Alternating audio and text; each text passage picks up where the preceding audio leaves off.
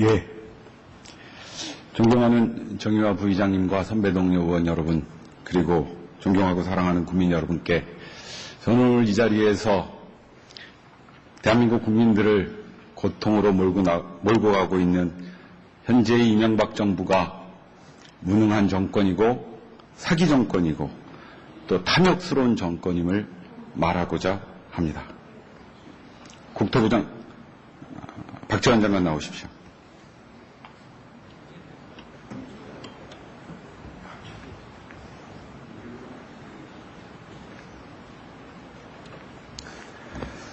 박지원 장관님은 지난 국회에서 보건복지위원으로 활동을 하셨죠? 네. 박지원 장관님께서는 2007년도 대통령 선거를 앞두고 이런 발언을 참 많이 하셨습니다. 기초연금 도입해야 된다. 네. 예.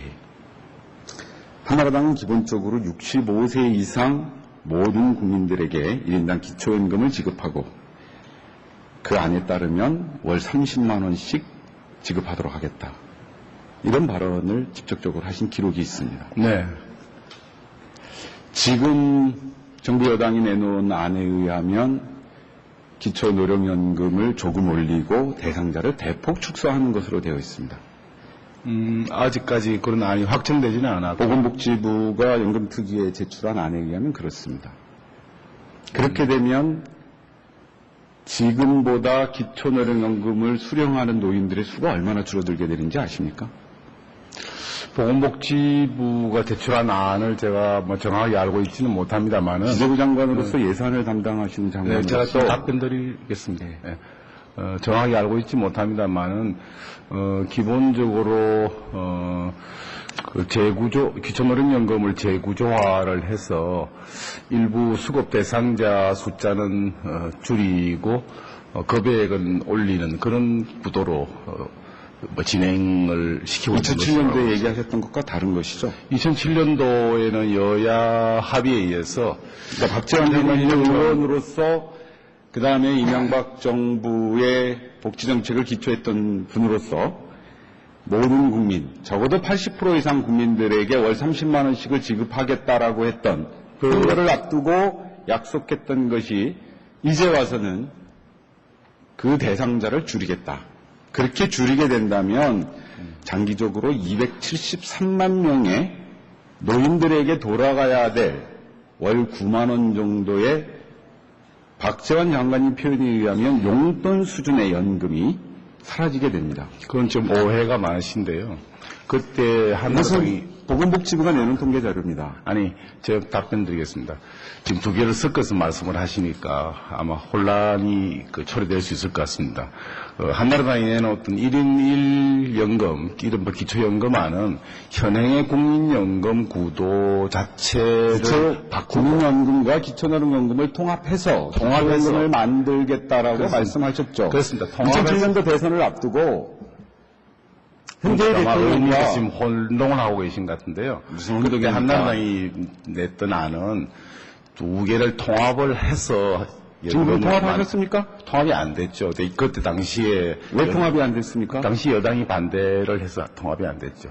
당시 여당이 반대를 해서 그러면 지금 여당 되시고 나서는 왜 통합을 못 시키셨습니까?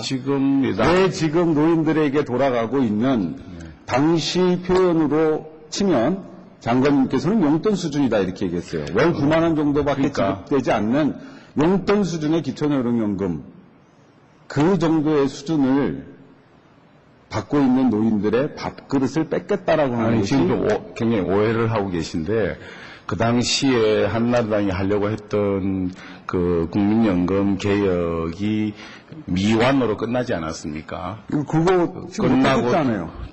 그 당시에 다수당. 왜 안 하셨어요? 장관님 지금 기재부 장관으로서 지금이라도 추진할 의사가 있습니까? 그러니까 제가 좀 답변을 좀 드리도록, 시간 제한이 없으시니까 제가 답변을 좀 드리도록 하겠습니다.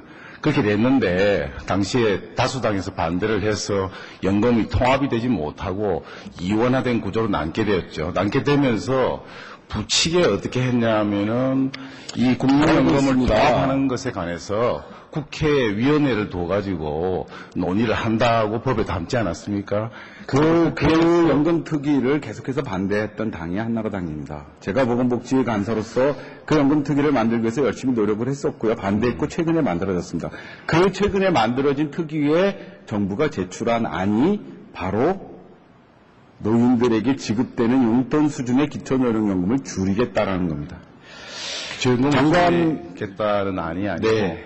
장관적이면 재구조화를 하자 하는 것이 큰 틀에서 있는 것이고 재구조화가 안 되고 지금처럼 이원화로 간다면은 불가피하게 기초노령연금은 수급 대상을 축소하고 급여액을 올리는 이명박 정부에서는 그런 어르신들에게 돌아가야 되는 9만 원 수준의 연금을 줄이겠다고 합니다. 오늘 아침 나경원 후보의 세금 탈루 보도를 보셨나요? 저는 오늘 보도를 못 봤습니다. 예. 변호사 시절에 사건 수임료를 변호사 사무실의 공식 통장이 아닌 사무실 여직원의 통장으로 수령했다는 것이 보도가 됐습니다. 관련 증거도 제시가 됐습니다. 그렇게 해도 되는 겁니까? 제가 새벽에 귀국을 해가지고 국회로 바로 왔기 때문에 만약에 아침에 그 보도를 못 봤는데요. 그 보도를 확인해가지고 그 서면으로 답변 드리도록 하겠습니다. 변호사가 사건을 수임하고 그 사건 수임료를 합법적으로 신고된 통장이 아니라 사무실의 여직원 통장으로 받았다는 것이 사실이라면 그것은 세금 탈루입니까? 아닙니까?